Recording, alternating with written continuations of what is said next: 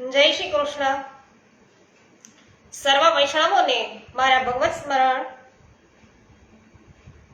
અજ્ઞાન તિમિરાંધસ્ય જ્ઞાનાંજન શલાકયા ચક્ષુરુન્મિલિતમ येन તસ્મૈ શ્રી ગુરવે નમઃ. શ્રી ગોવર્ધન નાથ કી જય. શ્યામ સુંદર શ્રી યમુને મહારાણી કી જય. શ્રી વલ્લભાધીશ કી જય. શ્રી ગુસાઈજી પરમ દયાલ કી જય. શ્રી ગોકુલનાથ કી જય. શ્રી હરિરાયજી મહાપ્રભુની જય.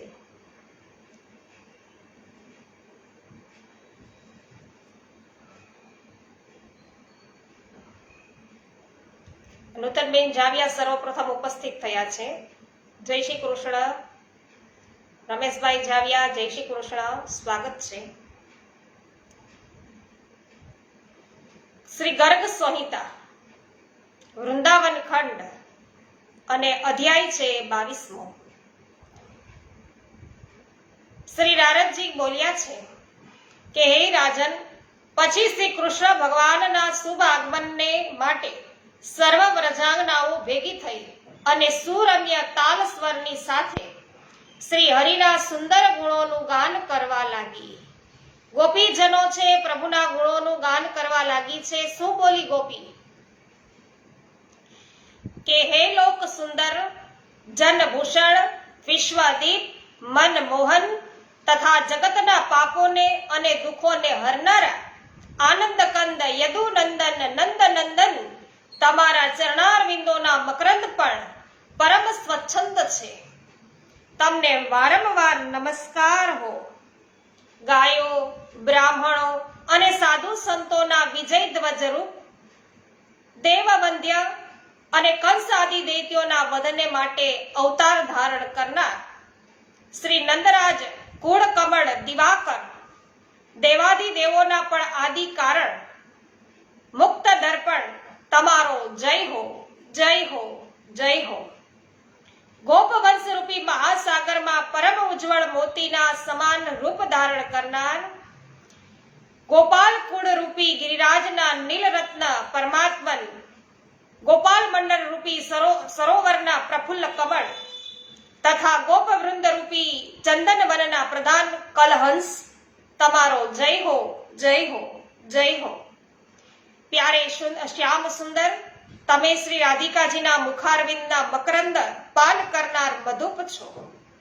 શ્રી રાધાજીના મુખચંદ્રની સુધામયી ચંદ્રિકાના આસ્વાદના ચકોર છો. શ્રી રાધાના વક્ષસ્થળ પર વિદ્યોતમાન ચંદ્રહાર છો તથા શ્રી રાધિકા રૂપેણી માધવી લતાને માટે સુકુમાર ઋતુરાજ વસંત છો. જે રાસ રંગ સ્થલીમાં તમારા વૈભવ એટલે કે લીલા શક્તિથી ઘણી ઘણી લીલાઓ પ્રકટ કરો છો. જે ગોપક ગોપાંગનાઓના નેત્રો અને જીવનના મૂળ આધાર છે અને હાર સ્વરૂપ છો તથા શ્રી રાધાના માન કરતા જેમણે સ્વયં માન કર્યું છે તે શ્યામ સુંદર શ્રી હરિ આપના નેત્રોની સમક્ષ પ્રકટ હો. તો જેમણે ગોપિકાઓના બધા જૂથોને વૃંદાવનની ભૂમિને તથા ગિરિરાજ ગોવર્ધનને પોતાની ચરણ રજથી અલંકૃત કર્યો છે, જે સંપૂર્ણ જગતના ઉદ્ભવ અને પાલનના માટે પૃથ્વી પર પ્રગટ થયા છે, તો જેમની કાંતિ અત્યંત શ્યામ છે અને ભુજાઓ નાગરાજના દેહની જેમ સુશોભિત થાય છે, એ નંદનવન માધવની અમે સૌ આરાધના કરીએ છીએ. આમ ગોપીજનો પ્રભુની આરાધના કરે છે કે હે પ્રાણનાથ, તમારા વિના વિયોગ દુઃખથી પીડિત થયેલી અમે બધી ગોપીઓને ચંદ્રમાં સૂર્યના કિરણોના સમાન દાહક પ્રતીત થાય છે. ચંદ્રમાના કિરણો પણ અમને દાહ પમાડી રહ્યા છે સૂર્યના કિરણોની સમાન, કારણ કે તમારો વિયોગ છે. તો આ સઘળા વનાંત બાગો કે જે પહેલા પ્રસન્નતાના કેન્દ્રો હતા, આ બધા બાગો છે પ્રસન્નતાના કેન્દ્રો હતા, તે હવે તેમાં આવતા એવું માલુમ પડે છે કે જાણે અમે લોકોએ અસી પત્રવનમાં છે પ્રવેશ કર્યો છે અને અત્યંત મંદ ગતિથી પ્રવાહિત થનાર વાયુ અમને જાણે બાણ સમાન ભોકાય છે. કોઈ પણનો કાંઈ અર્થ રહ્યો નહીં. આપના વગર છે એ આ ભાગ પણ નથી યોગ્ય લાગતા, વાયુ પણ યોગ્ય નથી લાગતો, જાણે બાણ મારી રહ્યો હોય એવું લાગે છે. તો એટલો પ્રભુનો વિરહ છે ગોપીજનોને. તો હે હરે, રાજા સોદાસના રાણી મદયંતીને પતિના વિરહના કારણે જે દુઃખ થયું હતું તેનાથી 1000 ગણું દુઃખ નળની મહારાણી દમયંતી છે એને પતિના વિયોગના કારણે પ્રાપ્ત થયું હતું. અને તેનાથી પણ કરોડો ગણું વધારે દુઃખ પતિ વિરહિણી જનક નંદીની સીતાને પડ્યું હતું. અને તેનાથી પણ અનંત ગણું વધારે દુઃખ આજે અમને સૌને થાય છે આપના વિરહમાં પ્રભુ. નારદજી બોલ્યા છે કે હે રાજન, આ પ્રમાણે રડતી રડતી ગોપાંગનાઓની વચ્ચે કમલ નયન શ્રી કૃષ્ણ એકાએક પ્રગટ થયા. કારણ કે ગોપીજનોનું હૃદય છે એ પીગળી ગયું, એનો ગર્વ મદ હતો એ જતો રહ્યો. તો એકાએક પ્રભુ પ્રગટ થયા. કહો કે પોતાના અભિષ્ટ મનોરથ સ્વયં આવીને પોતે મળ્યા છે. અને તેમના મસ્તક પર કિરીટ, ભુજાઓમાં કેયુર અને અંગદ તથા કર્ણોમાં તથા કુંડલ નામના ભૂષણ છે પોતાનું તેજ પ્રસરાવતા હતા. સ્નિગ્ધ નિર્મળ સુગંધપૂર્ણ નીલા ઘૂઘરવાળા કેશકલા મનને મોહતા હતા. અને તેમને પધારેલા નિહાળીને સર્વ વ્રજાંગનાઓ એક સાથે ઉઠીને ઊભી થઈ ગઈ. જેમ શબ્દાદી સમૂહ ભૂતોના સમૂહોને જોઈને જ્ઞાનેન્દ્રિયો એકાએક સચેત થઈ જાય છે, એમ બધી જ ગોપીઓ સચેત થઈ ગઈ. તો હે રાજન, એ ગોપ સુંદરીઓના મધ્ય ભાગમાં શ્રી રાધાની સાથે શ્યામ સુંદર શ્રી કૃષ્ણ બંસરી બજાવતા આ રીતે નૃત્ય કરવા લાગ્યા. કહો કે રતિની સાથે મૂર્તિમંત કામ નૃત્ય કરી રહ્યા હોય એવું લાગે.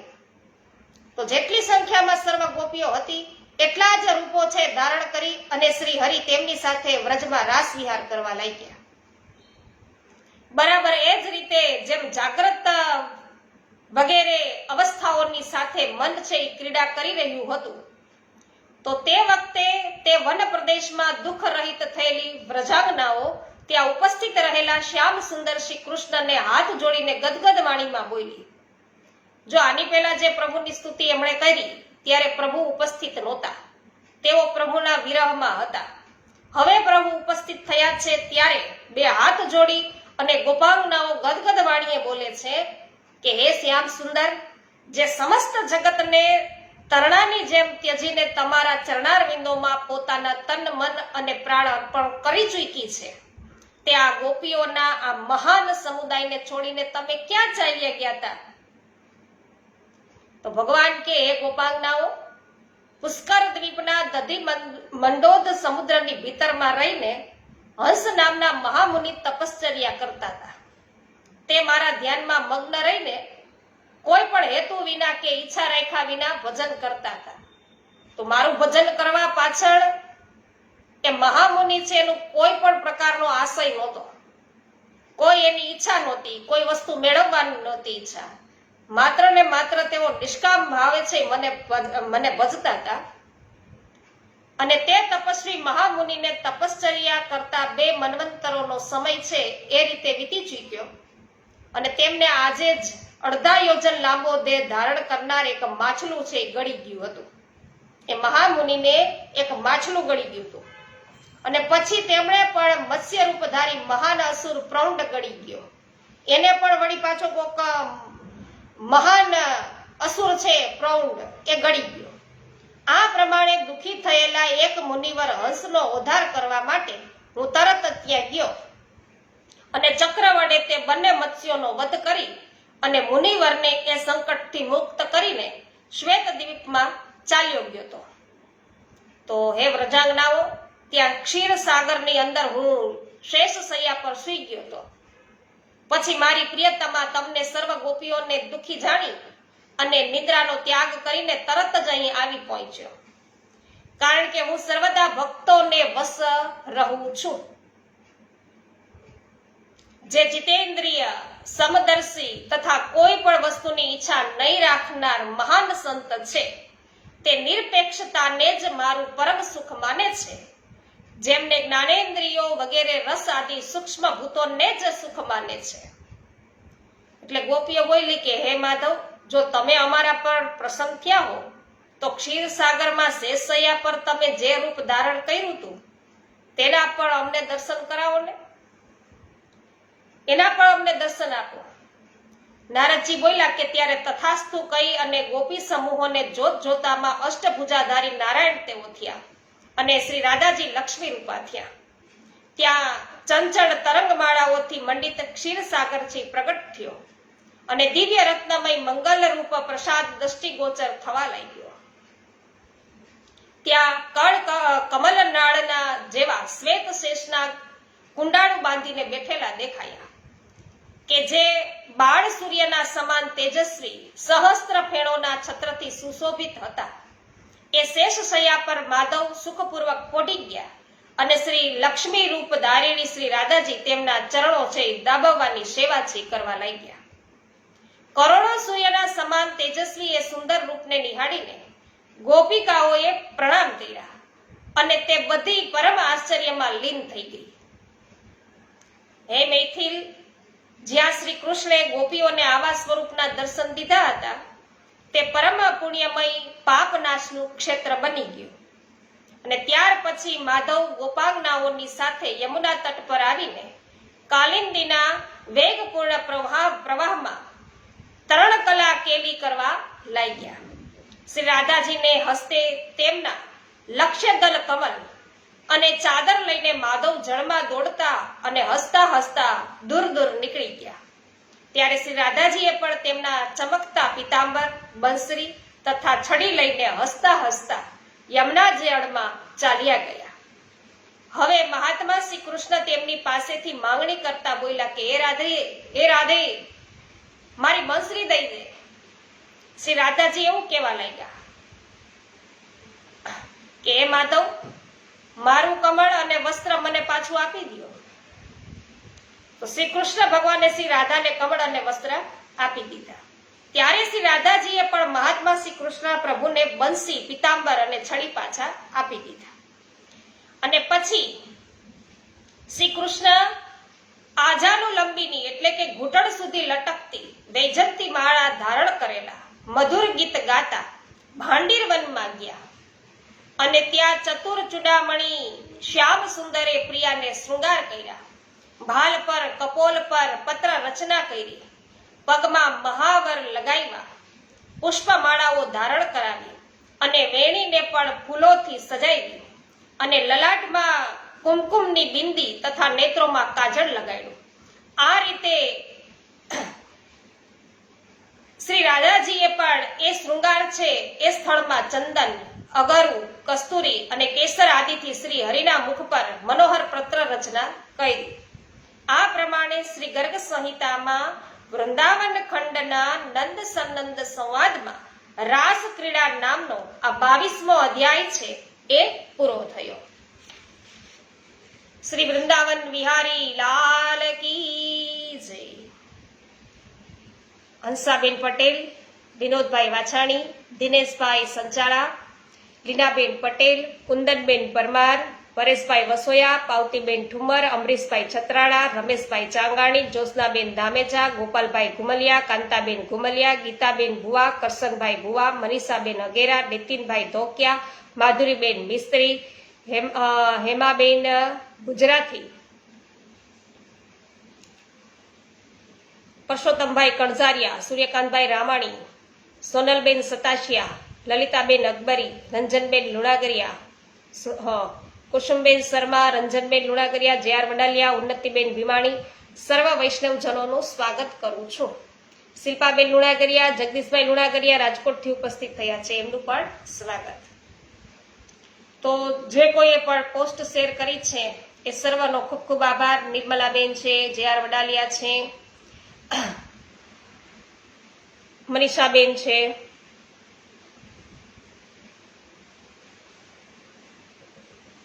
પરેશભાઈ, સર્વનો ખૂબ ખૂબ આભાર.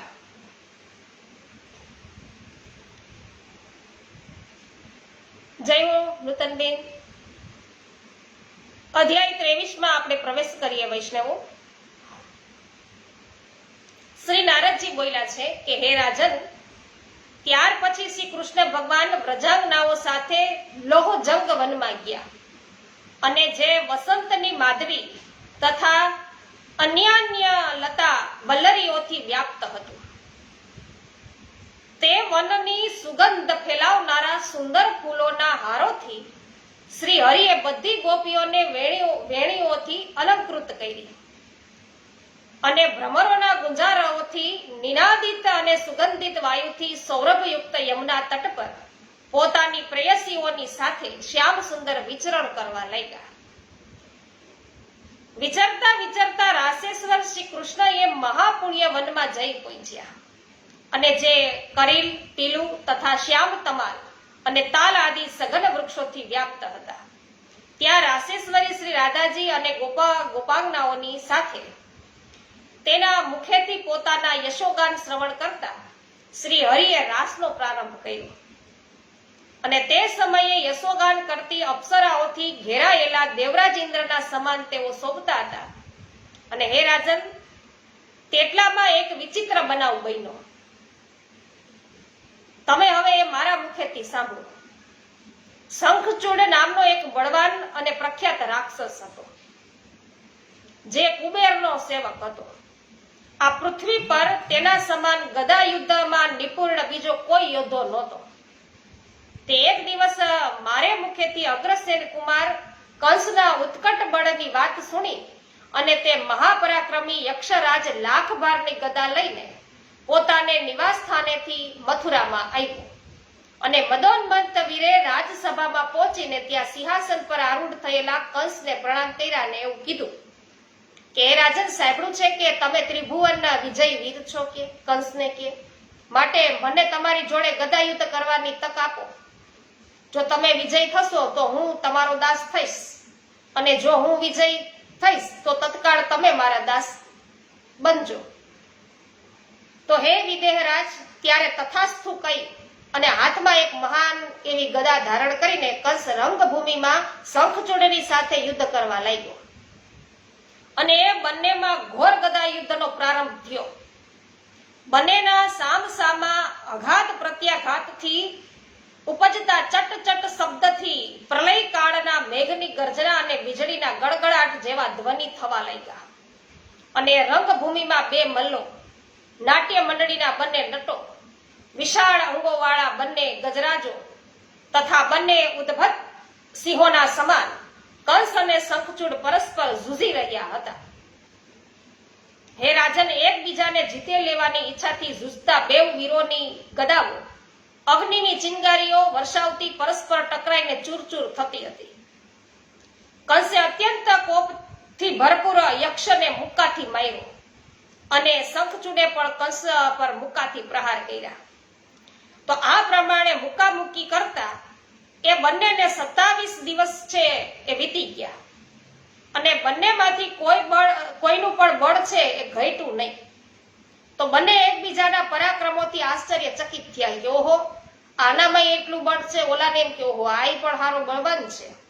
તો તે પછી દૈત્યરાજ મહાબલી કંસે એકાએક શંખચૂડને પકડીને બળથી આકાશમાં ફેંક્યો અને તે 100 યોજન ઊંચે ચાલ્યો ગયો અને પછી શંખચૂડ આકાશેથી વેગપૂર્વક જ્યારે નીચે પડ્યો તો તેના મનમાં કંઈક વ્યાકુળતા છવાઈ ગઈ.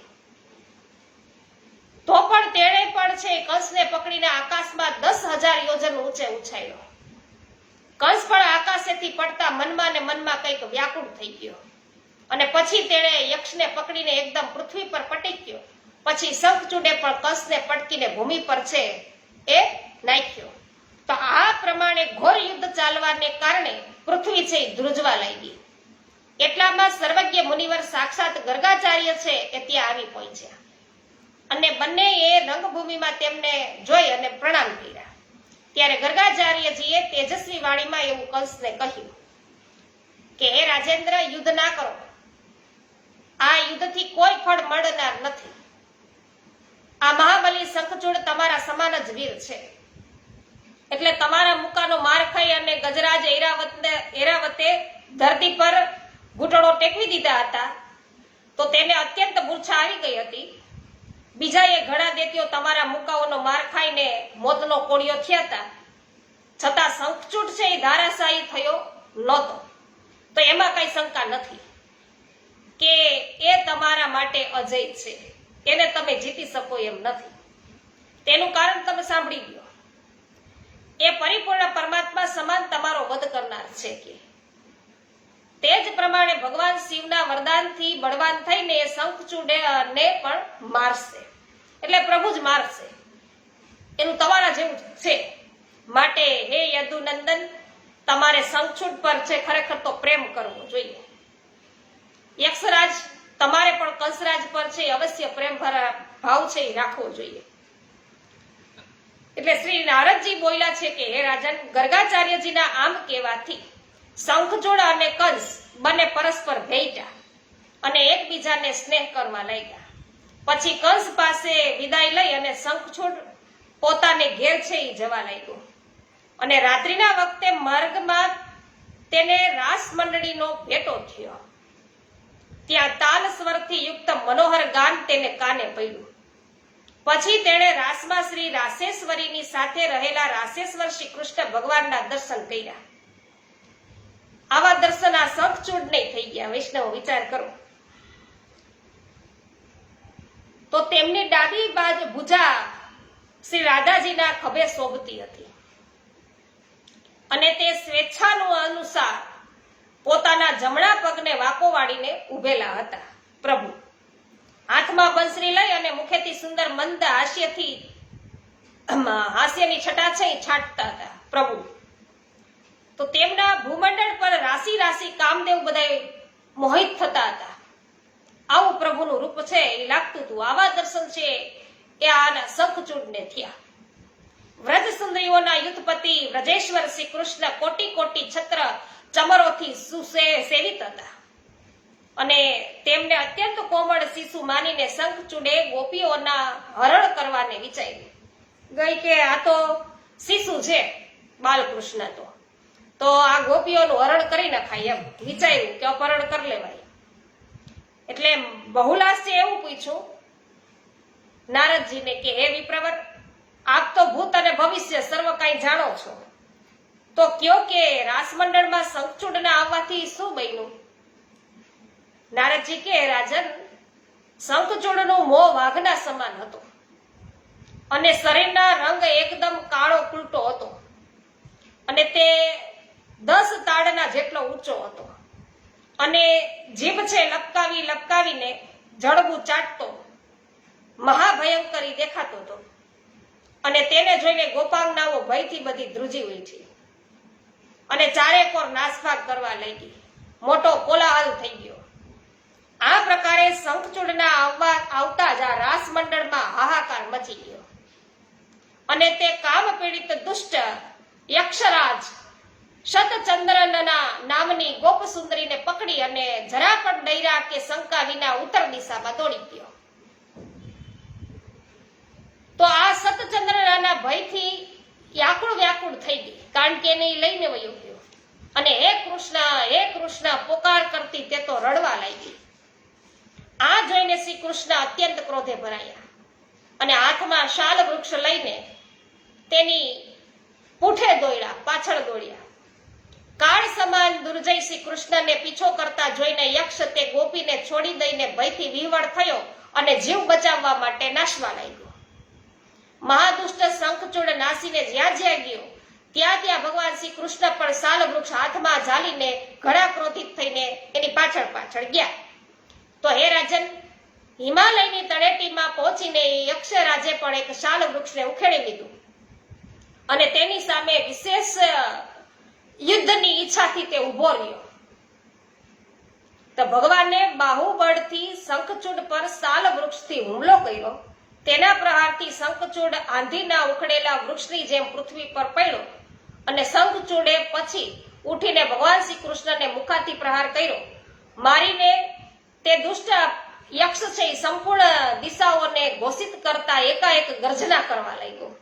ત્યારે શ્રી હરિએ તેને બેવ હાથે પકડીને પોતાની ભુજાઓના બળથી ઘુમાવીને તે પ્રમાણે પૃથ્વી પર એને પટકી દીધો. જેમ વાયુ ઉખડેલા કમળને ફેંકી દે એમ જ એને ફેંકી દીધો પ્રભુએ. તો શંખચૂડે પણ શ્રી કૃષ્ણને પકડી લઈને ધરતી પર પટકી નાખ્યા. આ પ્રકારે જ્યારે યુદ્ધ થવા લાગ્યું ત્યારે સમગ્ર ધરતી ધરધણી ઉઠી. ત્યારે માધવ શ્રી કૃષ્ણે મુકાના મારથી તેનું શિર ધડથી ઉડાડી દીધું અને તેનો ચૂડામણી છે એ લઈ લીધો. તો બરાબર તે જ રીતે જેમ કોઈ પુણ્યાત્મા પુરુષ ક્યાંકથી નિધિ પ્રાપ્ત કરે છે એ જ રીતે તો હે નરેશ્વર, શંખચૂડના શરીરથી એ વિશાળ જ્યોતિ નીકળી અને દિગ્મંડળને વિદ્યોતિત કરતી વ્રજમાં શ્રી કૃષ્ણ સખા શ્રી દામાની અંદર છે વિલીન થઈ ગઈ. શ્રી કૃષ્ણના સખા શ્રી દામા છે એમના અંદર આ જ્યોત છે એની એ વિલીન થઈ ગઈ. અને આ પ્રકાર શંખચૂડનો વધ કરીને ભગવાન મધુસૂદન હસ્તમાં મણીને લઈને પછી તરત જ પ્રભુજી રાસ મંડળમાં જોડાઈ ગયા અને દિનવત્સલ શ્રી હરિએ તે મણી સતચંદ્રનાને આપ્યો અને પુનઃ બધી ગોપાંગનાઓની સાથે તેઓએ રાસ છે પ્રારંભ કર્યો. તો આ પ્રમાણે ગર્ગ સંહિતામાં વૃંદાવન ખંડના નંદ સનંદ સંવાદમાં શંખચૂડનો વધ નામનો 23મો અધ્યાય પૂરો થયો. શ્રી ગોવર્ધનનાથ કી શ્રી. સવિતાબેન ગોધાણી, ભાનુબેન સોની, મથુરદાસભાઈ ભેસદડિયા, સ્વાગત છે આપ સર્વ વૈષ્ણવોનું. મથુરભાઈ, આપ મારી બધી પોસ્ટ શેર કરો છો એના બદલ તમારો ખૂબ ખૂબ આભાર. ગોપાલભાઈ રાદડિયા, પ્રવીણભાઈ ચૌહાણ, ગોસ્વામી ચતુરાગીરી, હસમુખભાઈ માથુકિયા, જમનભાઈ વાડી, દીપકભાઈ અને ભાવનાબેન, પ્રવીણભાઈ કંટેસરિયા, રમીલાબેન દોંગા, દિનેશભાઈ મગુડિયા, સર્વનું સ્વાગત છે. રમેશભાઈ જય હો, મનસુખભાઈ ગજેરા, સ્વાગત છે આપનું. જ્યોત્સનાબેન ધામેચા, સ્વાગત છે. શિલ્પાબેન શાહ, સ્વાગત છે. હેમાબેન ગુજરાતી, તમારો ખૂબ ખૂબ આભાર.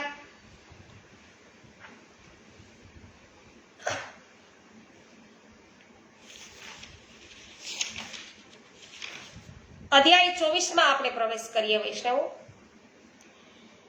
શ્રી નારદજી બોલ્યા છે કે પછી ગોપી ગણોની સાથે યમુના તટના દ્રશ્ય જોતા શ્યામ સુંદર શ્રી કૃષ્ણ રાસ વિહારના માટે મનોહર વૃંદાવનમાં પધાર્યા. આપણે પણ છે ને વૈષ્ણવો વૃંદાવન મુકામ આજે. તો શ્રી હરિના વરદાનથી ઔષધિઓ વિલીન થઈ ગઈ અને તે સર્વ વ્રજાજ્ઞાઓ થઈ ગઈ.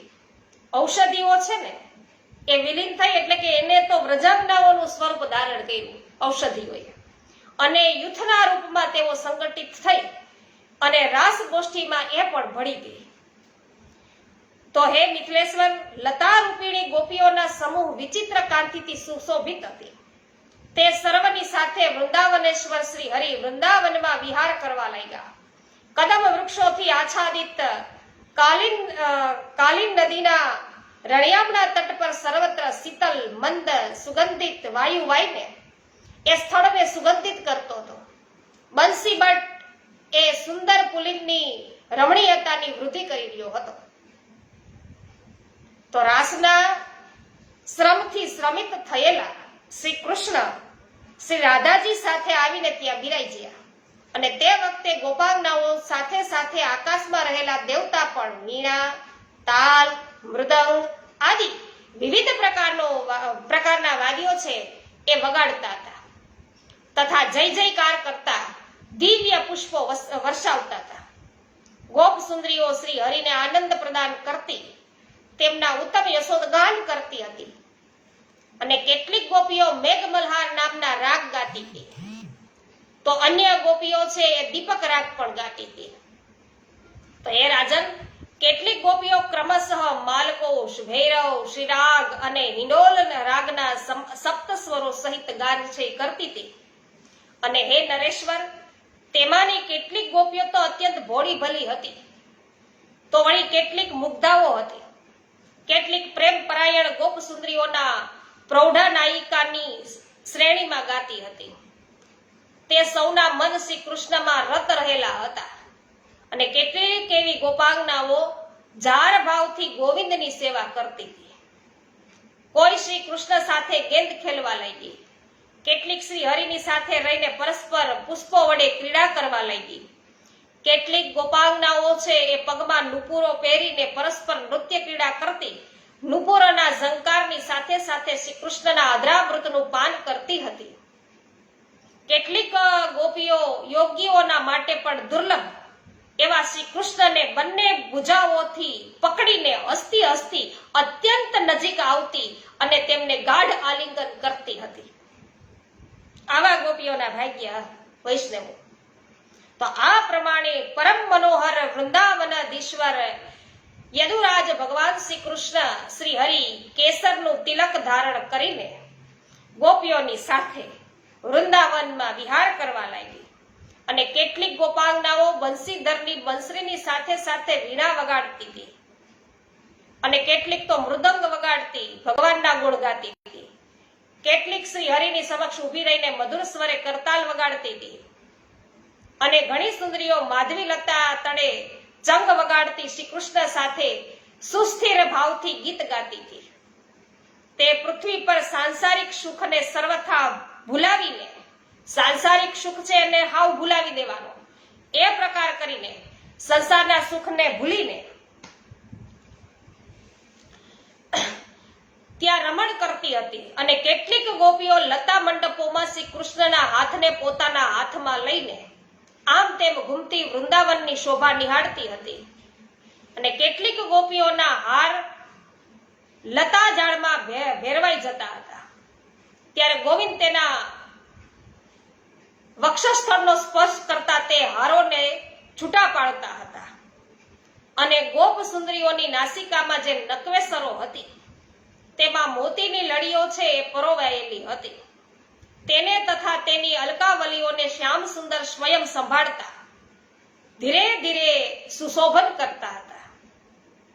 માધવના ચવાયેલા સુગંધયુક્ત તાંબુલમાંથી અર્ધ લઈ અને તત્કાળ ગોપ સુંદરીઓ પણ આવતી હતી. અહો, તેમનું કેવું મહાન તપ હતું.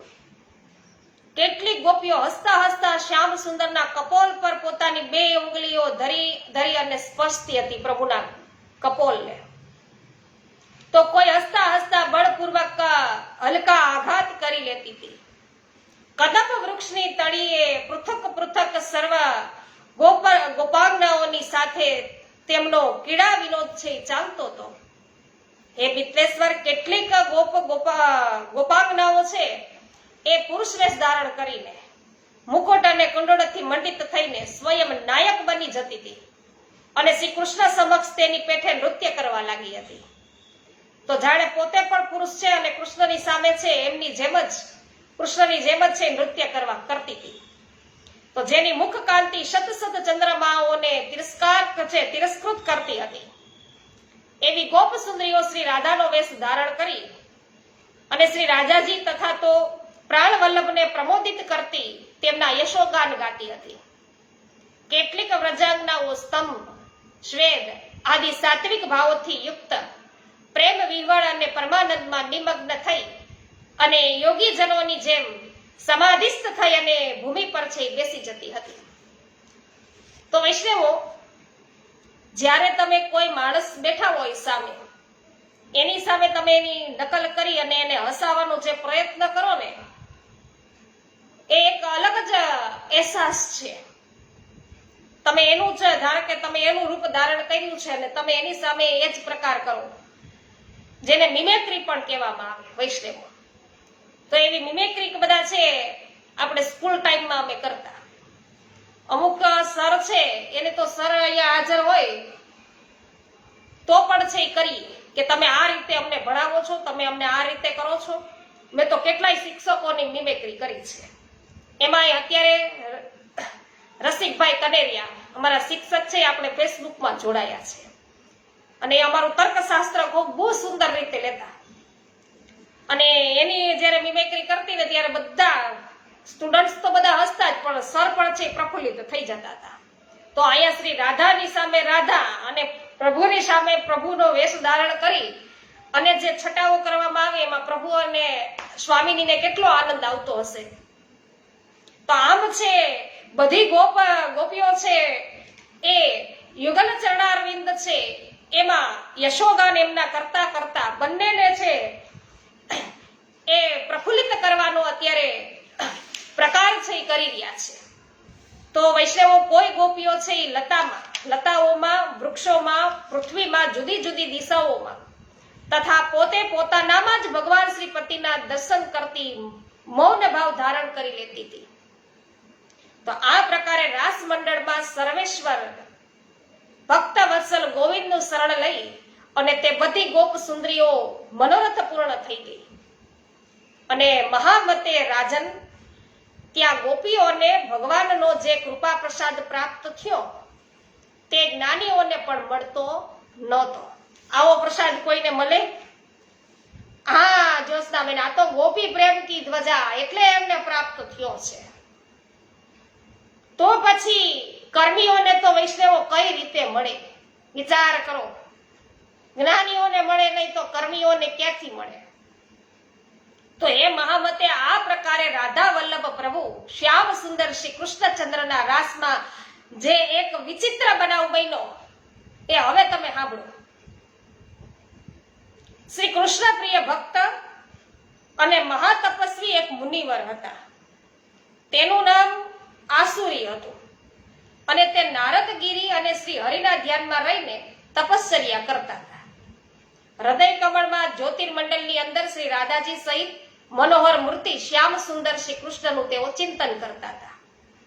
તે એકવાર રાત્રે જ્યારે મુનિ ધ્યાન કરવા લાગ્યા ત્યારે શ્રી કૃષ્ણ તેના ધ્યાનમાં આવ્યા નહીં અને તેમને વારંવાર ધ્યાન કર્યું પણ સફળતા મળી નહીં.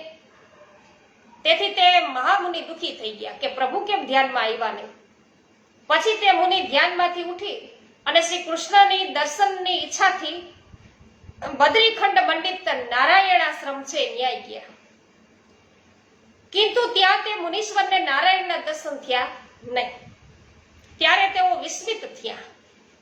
એ બ્રાહ્મણ દેવતા લોકાલોક પર્વત પર ગયા. લોકાલોક પર્વત પર ગયા પણ ન્યા પણ સહસ્ત્ર શિરવાળા અનંત દેવના પણ તેને દર્શન થયા નહીં. ત્યારે તેમને ત્યાં પાર્ષદોને પૂછ્યું, ત્યાં એના પાર્ષદો હોય ને એને પૂછ્યું કે અહીંથી ભગવાન ક્યાં ગયા છે? એટલે એને ઉત્તર આપ્યો કે હું કઈ જાણતો નથી. તો તેમના આવા ઉત્તરથી તે મુનિના મનમાં તો ભારે ખેદ થયો. ત્યારે હવે પછી મુનિ છે ને ક્ષીરસાગરથી શોભતા શ્વેત દ્વીપમાં ગયા પણ ત્યાં તે શેષ સૈયા પર તેમને શ્રી હરિના દર્શન થયા નહીં. સૈયા ઉપર શેષ સૈયા ઉપર પ્રભુ તો હતા નહીં. ત્યારે મુનિનું ચિત્ત વધારે ખિન્ન થયું અને તેનું મન છે એ પ્રેમથી વધારે પુલકિત દેખાતું હતું. ન્યા પણ એને પાર્ષદોને પૂછ્યું કે અહીંથી ભગવાન છે એ ક્યાં ચાલ્યા ગયા? તો એને પાછો એ જ જવાબ મળ્યો કે અમને કઈ ખબર નથી. તો એના ઉત્તરથી મુનિ ઊંડી ચિંતામાં પડી ગયા ને વિચારવા લાગ્યા કે હવે શું કરું, ક્યાં જાઉં? ક્યાં જ્યાં જાઉં ત્યાં ભગવાન ક્યાંય દેખાતા નથી. આ માધવ ક્યાંય નથી મધુવનમાં, કોઈ અમને કૃષ્ણ કોઈ અમને કાનુડો બતાવો રે મધુબનમાં. તો શ્રી હરિરાય કે હું સી રીતે દર્શન કરું, કેમ મને દર્શન કઈ રીતે થાય? આમ કેતા કેતા મનમાં છે ગતિશીલ આસુરી હવે મુનિ વૈકુંઠ ધામમાં ગયા વિચાર કરતા કરતા. પણ ત્યાં તે એ લક્ષ્મીજીની સાથે નિવાસ કરનારા ભગવાન નારાયણના તેમને દર્શન થયા નહીં. તો અહીંયા પણ લક્ષ્મીજીની સાથે બિરાજમાન નારાયણના દર્શન એને થયા નહીં. હે નરેશ્વર, ત્યાંના ભક્તોમાં પણ આસુરી મુનિએ ભગવાનને દીઠા નહીં અને ત્યારે યોગીન્દ્ર મુનીશ્વર ગોલોકમાં ગયા. પણ ત્યાંના વૃંદાવનીય નિકુંજમાં પણ પરાતત પર ભગવાન શ્રી કૃષ્ણના તેમને દર્શન થયા નહીં. ત્યારે મુનિનું મન અત્યંત ખીન થઈ ગયું કે અહીંયા નથી અને શ્રી કૃષ્ણ વિરહથી તે અત્યંત વ્યાકુળ થઈ ગયા. ત્યારે તેમણે પાર્ષદોને પૂછ્યું કે અહીંથી ભગવાન ક્યાંય ગયા છે? ત્યારે ત્યાં રહેનારા પાર્ષદ એવા ગોપોએ એમને એવું કહ્યું કે વામન અવતારમાં બ્રહ્માંડમાં જ્યાં ક્યારેક પૃષ્ણિર ગર્ભ અવતાર થયો હતો ત્યાં ભગવાન સાક્ષાત પધાર્યા છે. તો તેમના આમ કહેવાથી મહામુનિ આસુરી ત્યાંથી તે બ્રહ્માંડમાં આવ્યા અને શ્રી હરિના દર્શન નહીં થતા તીવ્ર ગતિએ ચાલતા મુનિ કૈલાસ પર્વત પર ગયા. ત્યાં મહાદેવજી શ્રી કૃષ્ણના ધ્યાનમાં તત્પર થયા હતા. મહાદેવજી પણ શ્રી કૃષ્ણના ધ્યાનમાં છે તત્પર હતા અને તેમને નમસ્કાર કરીને રાત્રિએ ખિન્નમન થયેલા મહામુનિએ એવું પૂછ્યું. શું પૂછ્યું? આસુરી મુનિ શું બોલ્યા કે હે ભગવાન, હું ક્યાં ક્યાં જાઉં? સમગ્ર બ્રહ્માંડમાં હું શોધી વળ્યો. ભગવત દર્શનની ઈચ્છાથી શ્રી વૈકુંઠ તે ગોલોક સુધી ચક્કરો મેં લગાવ્યા, પણ ક્યાંય દેવાદી દેવના દર્શન મને થયા નહીં. તો હે સર્વજ્ઞ શિરોમણે, કયો આ વખતે ભગવાન ક્યાંય ગયા છે?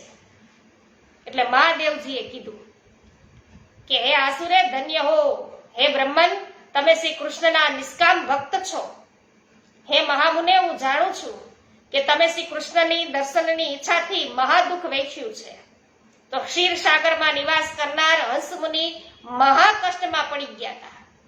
તો તેમને એ મહાકષ્ટમાંથી મુક્ત કરવાના માટે જે ઘણી ઉતાવળે ત્યાં ગયા હતા તે જ ભગવાન રસિક શેખર સાક્ષાત શ્રી કૃષ્ણ હજી હમણાં જ વૃંદાવનમાં પધારીને સખીઓની સાથે રાસ ક્રીડા કરે છે. તો પ્રભુ અત્યારે વૃંદાવનમાં છે. એમને આજે દેવેશ્વર પોતાની માયાથી 6 મહિના બરાબર રાત બનાવી છે. વાલે મારે 6 મહિનાની કીધી એક રાતડી. વાહ ભાઈ વાહ. હું તે રાસોત્સવના દર્શન કરવાને માટે કે ત્યાં જઈશ. તો તમે પણ ત્વરિત ત્યાં ચાલો અને કે જેથી તમારા મનોરથ છે એ પૂરા થાય.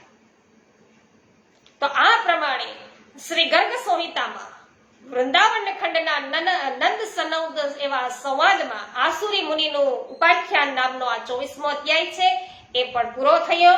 અને વૈષ્ણવો, પ્રભુ આજે વૃંદાવનમાં છે. 6 મહિનાની વાલે મારે રાતડી કરી છે અને એવા સુંદર વૃંદાવનમાં, રણિયામના વૃંદાવનમાં પ્રભુ ગોપ ગોપાંગનાઓ સહિત છે રાસ ખેલી રહ્યા છે. તો આપણે આજે વૃંદાવન પધારવાના છીએ. આપણો મુકામ પણ આજે વૃંદાવન તરફ રાત્રિના થશે. સર્વ વેલા વેલા છે એ પાલની બહાર રાત્રિના નીકળી જજો. આપણે બધા પ્રયાણ કરવાના છીએ વૃંદાવન તરફ. આપણે પણ આજે વૃંદાવન વિહારીના દર્શન છે યુગલ સ્વરૂપના કરીશું. મનસુખભાઈ ભંડેરી, કથિરિયા વલ્લભભાઈ, લીનાબેન પટેલ, આપ સર્વનું સ્વાગત છે. જય હો લીનાબેન. ગોપાલભાઈ વગાસિયા, સ્વાગત છે. જય હો હેમાબેન. રમેશભાઈ, જય હો. નૂતનબેન, જય હો. રંજનબેન, જય હો. જયાબેન ઘોડાસરા, શાંતિભાઈ ઘોડાસરા, સ્વાગત છે. હા હા હા. તો લગભગ તો છે ને આપણે વાંચીએ છીએ આ હંસાબેન જે રાસસ્થળી આવે છે, આપણે જે આખા અત્યારે વ્રજ યાત્રા કરી રહ્યા છે, તો જે વ્રજ સ્થાનોની જેટલી સ્થળીઓ છે આપણે મુકતા નથી. બે માર્ગ હોય તો બંને માર્ગના સ્થળીઓ લઈએ છીએ અને જ્યાં જ્યાં પ્રભુએ રાસ કર્યો છે એ નિર્દેશ કરે છે. પણ એક વખત નિરાતે બેસી અને પછી જ્યાં પ્રભુએ છે રાસ કર્યો છે એ બધા નોટ કરતા જાય તો ખ્યાલ આવે આપણને. પરેશભાઈ વગાસિયા, સ્વાગત છે. જીતુભાઈ પોકિયા, સ્વાગત છે. મહેન્દ્રભાઈ ટી કોરાટ, આપનું પણ સ્વાગત કરું છું.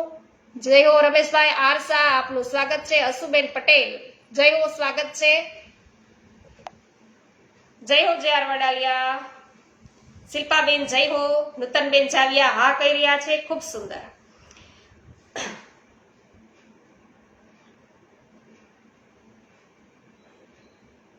શ્રી ગોવર્ધન નાથ કી જય. શ્યામ સુંદર શ્રી યમુને મહારાણી કી જય. શ્રી વલ્લભાધીશ કી જય. શ્રી ગુસાઈજી પરમ દયાલ કી જય. શ્રી ગોકુલનાથ કી જય. શ્રી હરિરાયજી મહાપ્રભુની જય. સર્વે વૈષ્ણવોને મારા જય શ્રી કૃષ્ણ.